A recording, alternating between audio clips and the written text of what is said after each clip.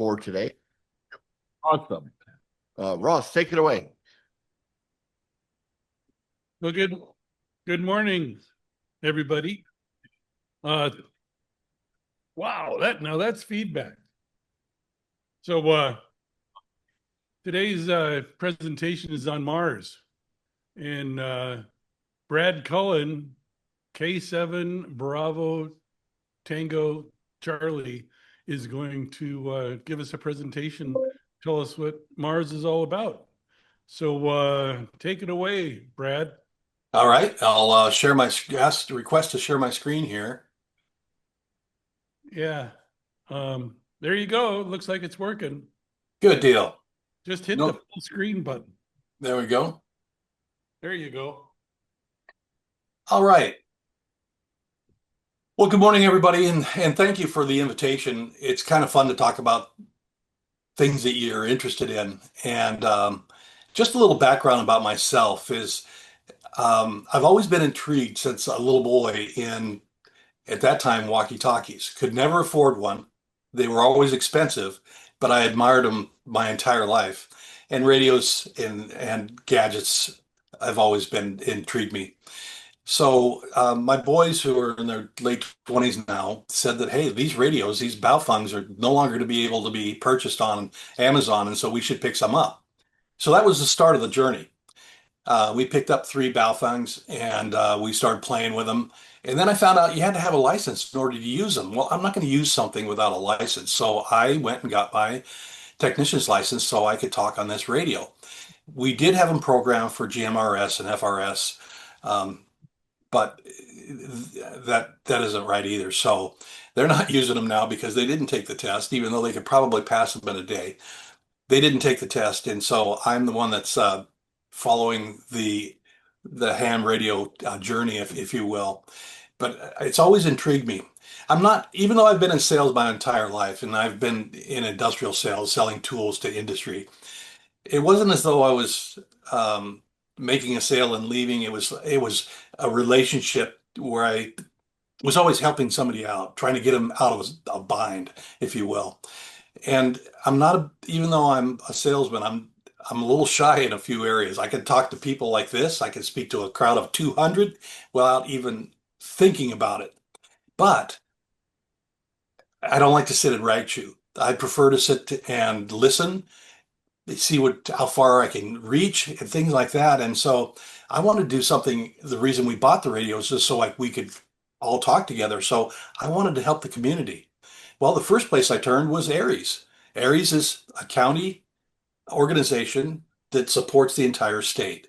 And that was great. That's exactly what I wanted to do with my radio. You see Katrina and other up in Oslo, you see slides, you see Mount St. Helens and fires and things like that.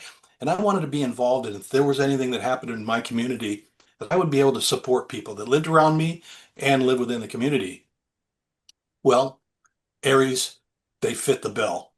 Well, the next thing that rolls around is I just happened to stumble across somebody at the Mike and Key swap meet in Puyallup from the Mars booth. And I was kind of intrigued there because ARES is local, county, state. Mars, you work for the DoD. And that's exactly what I wanted to do. I wanted to support people by being involved in these situations. Plus, you're in the know when things happen. If you were at the EOC here in Pierce County and we had a flood or anything like that, you would be in the know of what's going on. You could protect your family, your friends, and of course the community. And that's what I wanted to do. Same thing with Mars, but it's on the military, the DoD side. So let's start with my little presentation here. I do have some other locations I'm going to go to on the web. I've sent this document to Ross, so he has the links that you can go to that might answer some questions, and there are FAQs down here. So if you want to get in depth, something that I didn't cover on this brief presentation, you can easily go there and get the answers to your questions. So what's the purpose of my presentation today? Develop an awareness and understanding of Mars. Give you a little bit better under the hood, if you will. I just kind of gave you the overview of the reason why I participate, and frankly, that covers just about everything, but we'll go a little bit more in depth. Encourage ham participation. We do have COMEXs that involve radio clubs. And so you can participate there, 2 meter, maybe HF, and you can participate in our Mars Comexes. And then consider becoming a member. Now, membership, and you'll see a little bit later, is open to anybody from 18. We have members that were in their 90s. So everybody is welcome. Everybody is welcome. And I will make sure that you're aware that it is not as difficult as you may have heard, even though the first thing that you see when you go to the Mars page is, this is not easy. This is difficult. Well, let me tell you, they've made it easy. So, and we have a team that will stand behind you and make it as easy as possible for you to engage. Here we go. What is Army Mars? A select group of dedicated citizens, volunteers who support the Department of Defense. And that's what our mission is to support DoD whenever we have a catastrophe or cyber denied or impaired conditions. It's a program that trains, and now this training you're going to hear probably in 3 slides, but we have a great training system set up for you.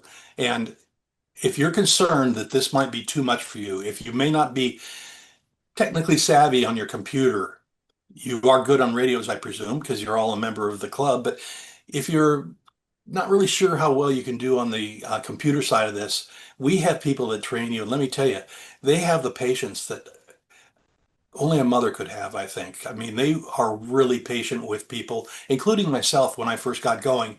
I started when Windows 11 was coming out.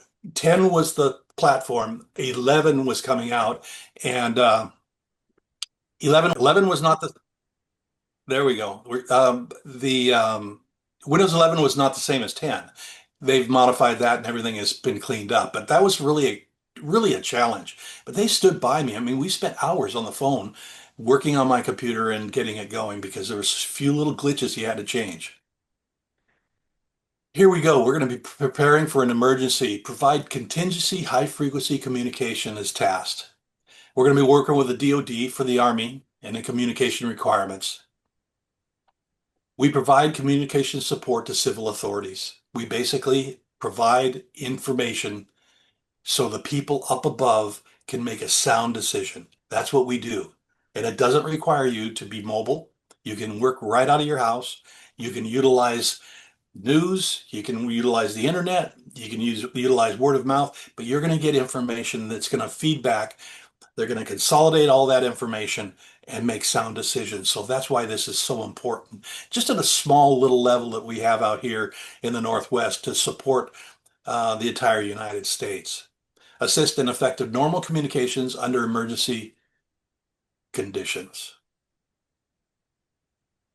We establish a program to create civilian interest and recruit the best qualified amateur radio volunteers. If you're not the best, which I am not, they'll make you as good as you need to be. So rest assured that there's great support. And you're going to hear me pound that because I just admire the guys that help us out. They're just great guys, and they're willing to spend all the time that they need to make sure that you're proficient. Provide that training again in communication techniques and procedures. We talk a little bit different in Mars. There's over when you want a response back from a person, and there's out when the conversation is over. And so if you hear those 2 commands, you'll know exactly what's going on. If a guy says something over, you know he's waiting for you to respond back with an answer. If a guy says something to you and then he says out, or she says out, we do have female members in our group. If they say that's it. The conversation is over. Move on to the next topic. We improve our HF, VHF radio operating techniques, and that's what I was just talking about a second ago. This has really made me much better, although I find it difficult to go on talking on. I did a Bigfoot contest last night, the night before. I bring over in, and it's hard to change. I think the Army side is so much better because you know what's going on, and on the civilian side, it's kind of like you finish the conversation, then you just wait for the guy to come back to you. But that's personal opinion right there. You plan and conduct training relevant exercises and competitions.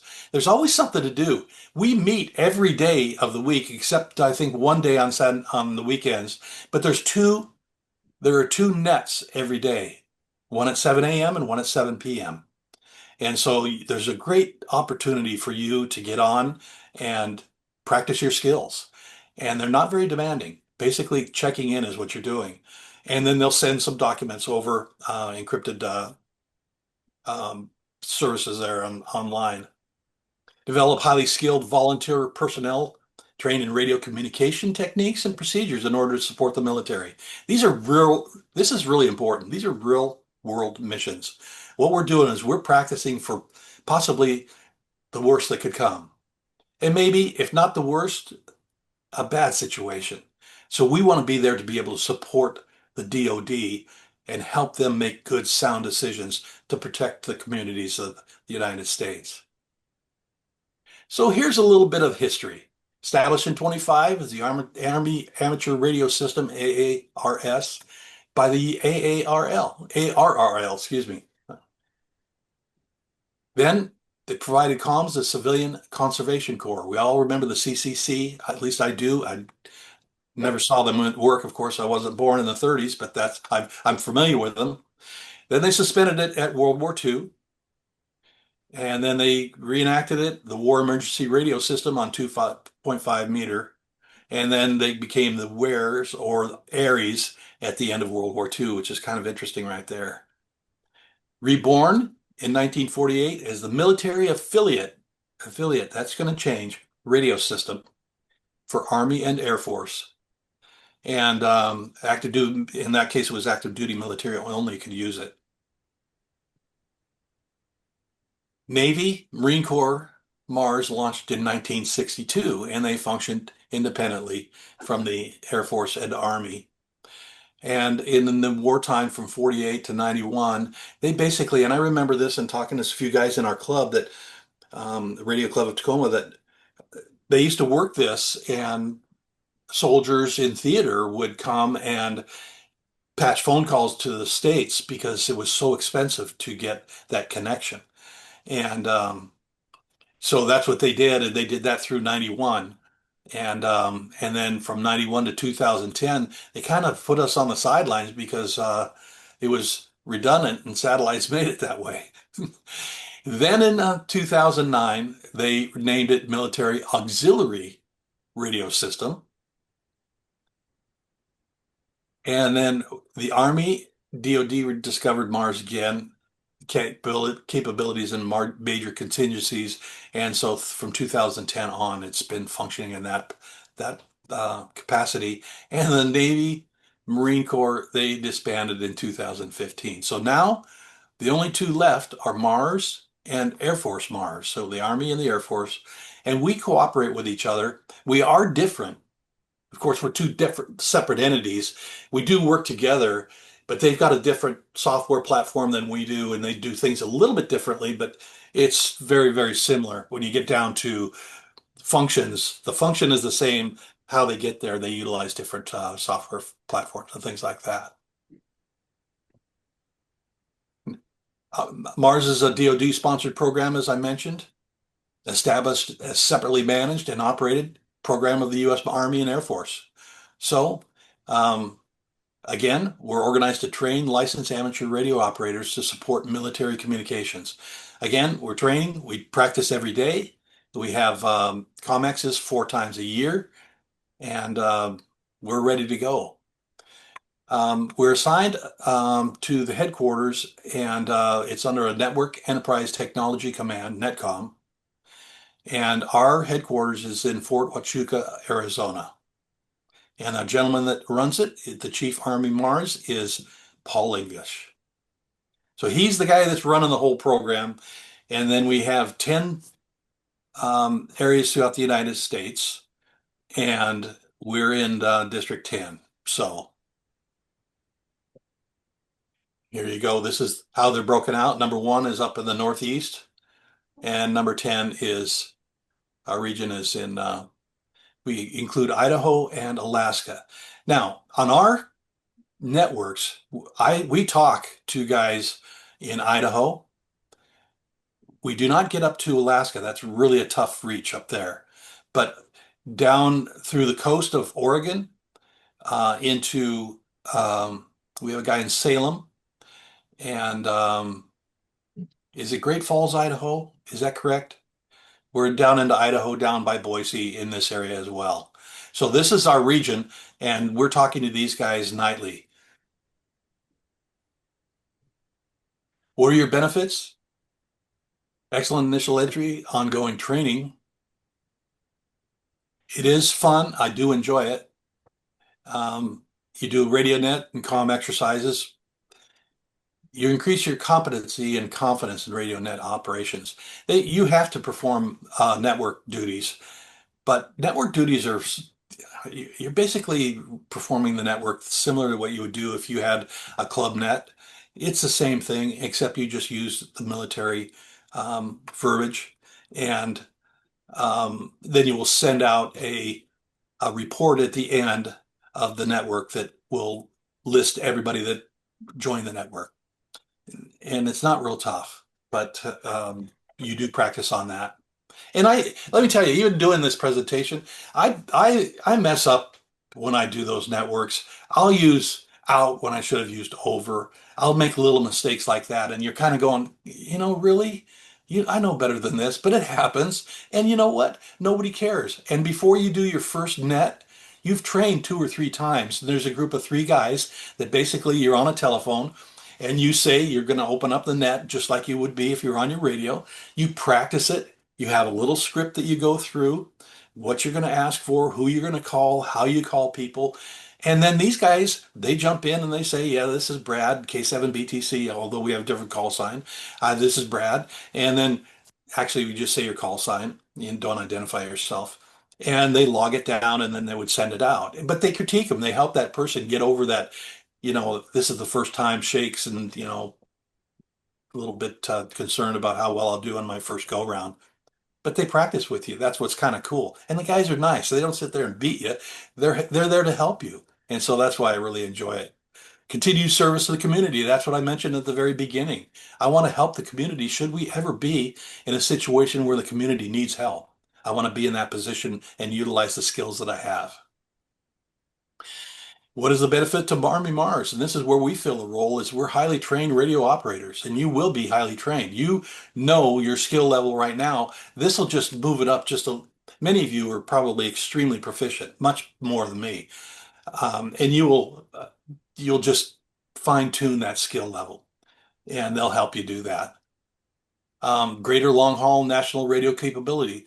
If we have a problem with internet and cell signals, we'll be able to help the community out and the nation out.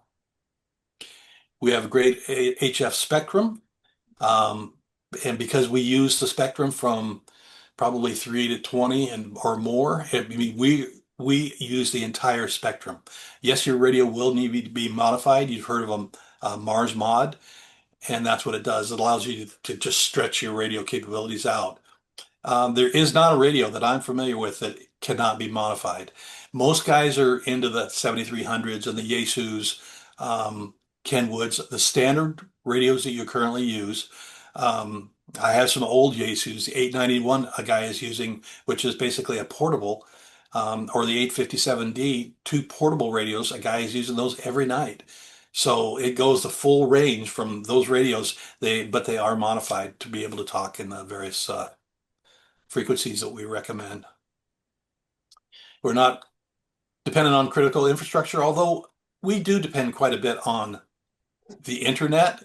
But if it were to go down, we would be able to communicate without that information, without the ability to send encrypted messages and things, but we could pass information along. So we would work there as well. And then it doesn't cost anything to the civil authorities. We're volunteers out here kind of having fun with our gadgets. And that's what I kind of dig too. It's kind of fun to do that. And our messaging capability using encryption and password protection.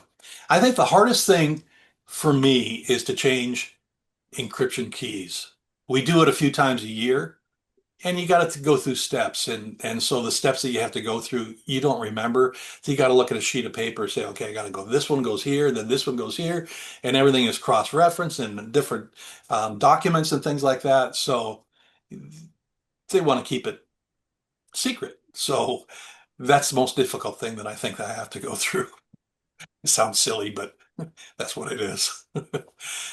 Your basic qualifications, I mentioned this here a minute ago, 18 years or older. Everybody's invited as long as you're 18 and you're a US citizen, you have a FCC license, and you agreed to cooperate in accordance with the Army MARS rules, regulations, and procedures.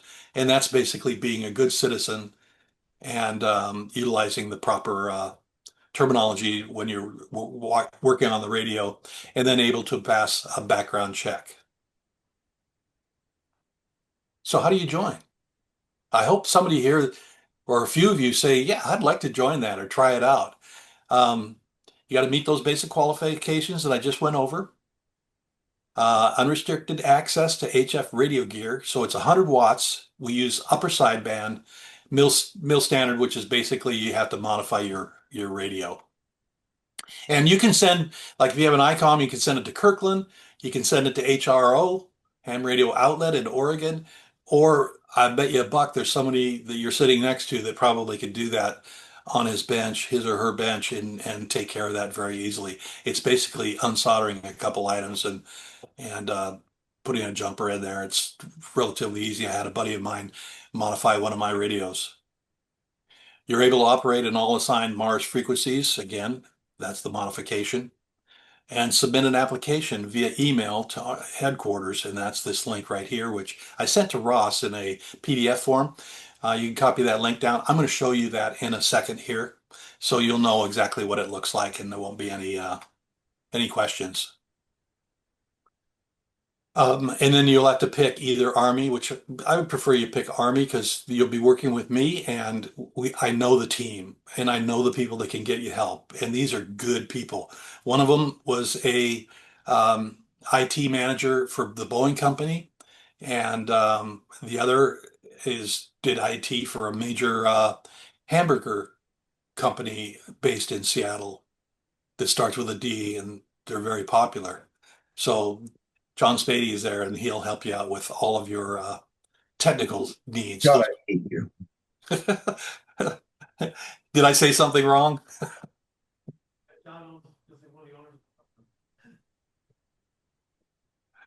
And then what happens next? Army Mars issues an authorization to operate an ATO call sign, and you got to complete a basic training course. You get 6 months to do that.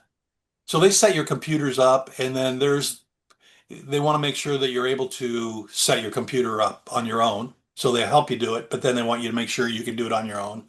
And there's a few other little things that, I mentioned the net control. They'll work with you on that. And it's a checkbox. And they have a list, and I'm going to show you in a minute what it kind of looks like. We'll go through a few of those. And so it's pretty easy right there to work your way through. And then hands-on training. We talked about that. And complete the initial training requirements as well as participation to renew your ATO annually. So what does that require?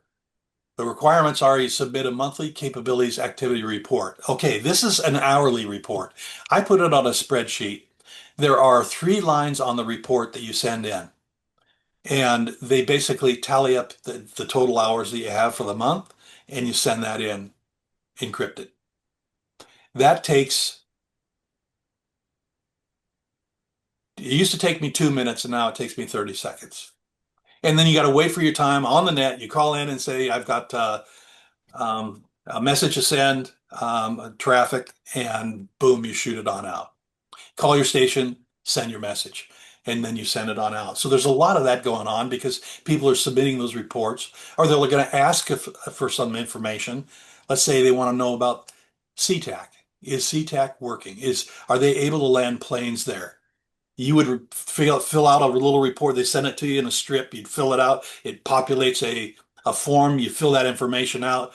You generate a strip. So now that all that information is combined in one line, and then it's shot back. And then they compile all that, and then they can make a decision. Hey, we can't get planes in the SeaTac. We got to go down to Renton or whatever we have to do. We can't get them there. We'll get them here. Or we go to Tacoma or we go to McCord, something like along those lines. You have to have a minimum of 72 hours of HF radio operations on Marnet per calendar year. This bothered me at the very beginning. I didn't think I could reach it, but you got to remember when you're working on your radio, when you're working setting up your programs, when I'm doing something like this today, these are all Mars hours. So this all goes into that total. 72 hours is not difficult to reach. So if that is a concern of yours, don't let it interfere with your decision because it's easy to reach. 18 hours per quarter. And then you participate in one COMEX a year. There's 4 of them, and I work 40 hours a week, and I'm a Mars member and an Aries member, and I take golf lessons, and I golf, and I have a wife and 2 boys, and I still make my 72 hours, and I participate in at least one of these, and generally I participate in all 4. So let me tell you, you'll find the time and you'll do it, and they're kind of fun to do. Okay, here what are our call signs? I mentioned that it's not the same call sign that K7BTC that you see on my opening slide. We use this AAR. 0 would be our region. We're 10, so 0 would indicate the 10, and then 2-letter designation behind that. When you're a trainee, you're Alpha Alpha Tango, 0, and then 2 letters behind that. And then different region members, the director, and then various positions will get their own. They're moving this around a little bit and they're trying to streamline it. So this may be a little bit out of date because they're trying to just make it a little bit more streamlined, fewer people to answer to, and just move on. So they're changing things up a little bit. So before I go to questions, I'd like to go to the internet here. Let me tab here and see where I have these. So right here, this is the link that it'll take you to. And the link over here, we're on the home page now, training resources. If you wanted to join, you would click this, and down at the very bottom, I'm going to just scroll to the bottom. There's a form down here. It says download form 1 below. And let me move this because I can't see that. So this is what the form would look like. Excuse me, Brad, we're not seeing what you're showing. Okay, excuse me. Might have to reshare whatever application you're looking at. Thank you. You see it now? Yeah. Right. Okay. Hey, thank you for that. I appreciate that. I'd have been gone off in the wind. All right. Here's the form to fill out: your name and mailing address, your email, phone numbers, and all the basic stuff. Pretty simple. Pretty simple. And then they'll ask you about your capabilities with your radio and things like that. And they go through some legal information down there on the very bottom. You can read through this. The link Ross has, you can get that with him. I'm going to go to another page here. Let me see if I can go back. Okay. Can you see this antenna page right here? Yes. Okay. Now, I don't know where, I think Ross and I, but somebody, he said antennas were going to come up in the conversation, and do they need an NVIS antenna or something like that? No, you do not. I'm running on a half end-fed half wave, and I do just fine. I don't do as well as some others, but I do just fine. I can get all the way down to Newport Beach. I can get over into Idaho. I can get to Eastern Washington. But there is times when it's a little difficult. But frankly, there's times when it's difficult for everybody. That's when we start changing frequency, and that's why you need that ability to be able to do that. I want to look here. I'm going to scroll, so you close your eyes because it's going to go wild for a second. I just want to scroll down here because the gentleman that lives in Puyallup has this antenna right here that he built. And he probably has the best coverage of anybody. I cannot use this because I don't have any trees in my yard. I have a tree in my neighbor's yard that is blocked by a cottonwood tree that's just a nuisance. So I can't get to the top of these Douglas fir trees, and then I have nothing on the other side, so I'd have to put a pole up. But this one he's got this strung in two evergreen trees, and he can reach out, and then he boosts his wattage up to 500, and he's really cranking it. But you're not limited to NVIS antennas. So if that's a concern, it needn't be the concern. But you can always build one. You can always try it. And they give you all of this. This is on that one page. They give you all these various antenna setups that might be of interest to you. And you can see they've got good explanations. They have images. They show you how it works on the Bradford inverted and the spectrums. And so they've got a lot of information that'll help you out. And let me see. I'm gonna go frequently asked questions. We talked about Mars, know how to join the training. I want to show you the training. We'll go to level 1, and I'm going to scroll a little bit, so I'll stop when it gets time to get there.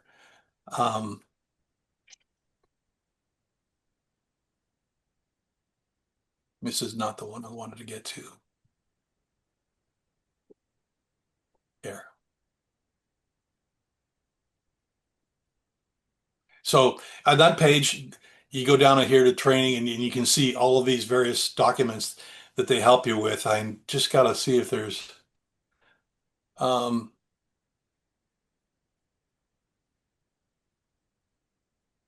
let's see what this one looks like. These are instructions for a radio network.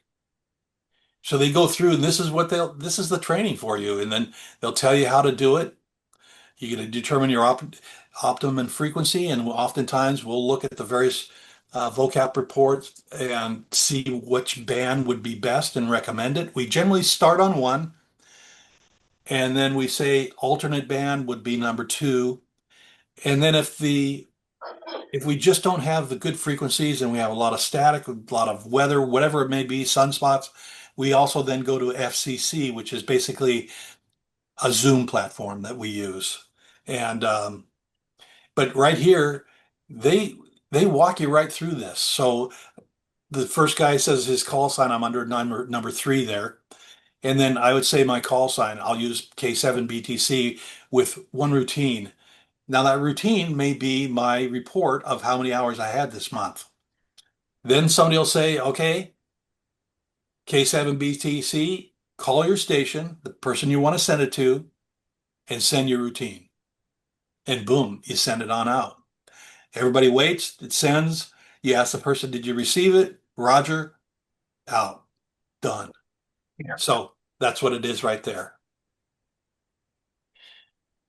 All right, I'm going to go back to see if there are any questions that you have. And when you stop it.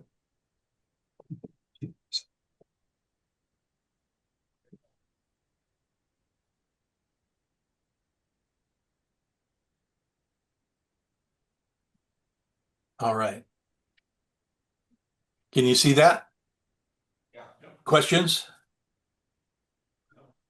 Are there anybody have any questions that they would like to ask? No.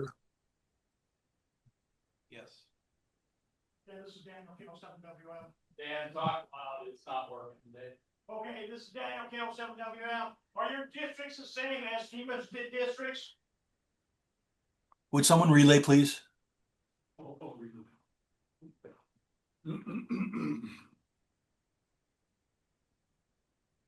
Yeah, Brad, the question was, are the Mars districts the same as FEMA districts?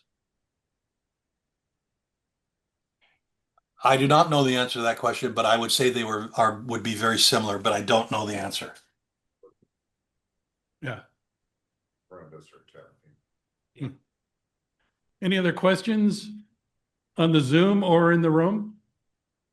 How does Air Force Mars differ than Army Mars besides airplanes? How does the Air Force Mars differ from the Army Mars? They have a different call sign to start with. They use a different software program than we do. And um, beyond that, it is very similar.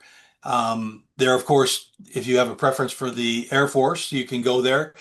Their call signs are longer because they use AF in front of their call sign, and so I'm listening to their call sign. It's AF AAR 172, whatever the number. I mean, it's a long call sign. That's why I prefer the Army. But it's very, very similar. We have functions together. We go down to the Mike and Key swap meet and we have a table there. Then we meet afterwards for lunch and get to meet some of the guys that live a long ways away. And a lot of the Air Force guys come in there. So it's a close knit. We're the last two groups that are still open. And so we work together. And then on ComExes, we will work. Go ahead. No, go ahead. Go ahead, Brad. We'll work together on ComExes, and then we will also work with Canada on some ComExes and some QRT pro. I don't know, see I guess it'd be a ComEx, but they're doing QRT right now. QRP, excuse me. So And- 20 and below, 10 below, 10 watts and down. I'm assuming COMEX is communication exercise. Yes, sir. See, you ought to be a member right now. You know all the verbiage. You qualify. I'm an old Boeing guy. I can write an entire letter in acronyms. So Oh. are there any other questions on or off the Zoom? Go away. 2804 JWS, Zach here. Go ahead, Zach. You mentioned that this was, well, first of all, I was wondering about what the total membership numbers might be, and secondly, you said something about the last group, and maybe it should be rephrased as the first new group, since I think this may be expanding again. Yeah, you're right. It is expanding. I do not know the total number. I know the total number. I do know the total number. It isn't something we discuss. We don't discuss membership. We don't discuss. I mean, when you become a member, you'll get a printout of who are on your team, and that's about as far as it goes. We don't know the people in California and in Area 9 and things like that, and we just don't. They kind of keep that close to the vest. Sounds smart. The another time is what I didn't mention there, and you guys are going to know, is you're familiar with ATAC. The Army used ATAC, which is basically on an Android platform. You see it on their vest at their chest. It'll be right here, and it folds down and looks like a telephone laying on their chest right there. And then they can see where the members in their group are. And we use the same thing called WinTAC. You can go online and you can download it right now, or iTac for your iPhone. And then we plot where we are, and that's about the only time that I've ever seen all of the members, and not everybody checks in, so you don't see everybody, but you'll see all over the country in every region, you'll see the orange marks where they're located. And then half of them don't locate at their local address. They move the dot, so you don't know exactly where they are. That's one thing they don't. You don't share your call sign. You don't commingle your call signs, and you do get to know the guys, but they keep it kind of separate. Hopefully that answers your question there. I have another one. Okay. Sounds like you need a security clearance. No, just a background check. I think that's about it. I don't know how deep that goes, but just a background check. I think it's used off your driver's license. Thank you. Any other questions?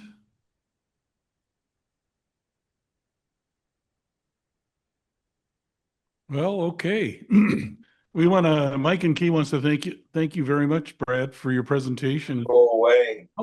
We've got another question. Zachary? Yeah, I think that I've heard you guys run exercises before. Is that possible, or are you on a totally different frequency that I can't get to? No, you can hear us. Okay. You can hear us. We don't publish where we go. and Right. none of our frequencies are available to the public. But Okay. if you're scrolling, you can find us. Okay. I mean, yeah, that's the deal. That's why I'm not a real big rag chewer. I don't like to share all my life with everybody. With you, I'm telling you a little story. We're all kind of in the same club, but I don't want to jump online and on the radio and start telling everybody about myself and everything like that. That's why I'm not very good at it. Thanks for that too. Appreciate it. It's great talk. Well, thank you. Thank you for listening. Thank you for the invitation. I appreciate it. And I hope that some of you take the plunge and join us. You will enjoy it. You truly will. If you like the things that are attractive is you don't have to be mobile. And if you're worried about technology and computers, we will assist you. And then you will just kind of learn a little bit different language. Many of you may have it. You may have been in the service and run some networks with us. And it's kind of fun. That's about it. It's very simple. But should we have a problem, we're trained to be able to recognize that and report back. And that's what our job is. So with that, I'll say thank you and good afternoon. Thanks, Brad. Take care. Thanks, Brad. Alrighty. So I'm going to return the meeting back to normal operation. Yeah, I got to see. Look at that. There we go. All right, folks, we are running a little bit earlier than I had thought. So let's take about a 15-minute break or so. And let's be back in here in time for the actual meeting to start. How about that?